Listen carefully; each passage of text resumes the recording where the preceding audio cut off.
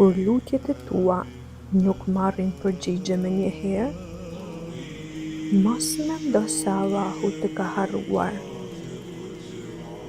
Ai e di se kur është koha më e mirë për ty dhe ndoshta vonesa është një mbrojtje që nuk e kupton ende. Je i qëndrueshëm në namaz, në lutje dhe në zemër, sepse besimi i përkullur është drita që të nxjerr nga errësira drejt shpresës.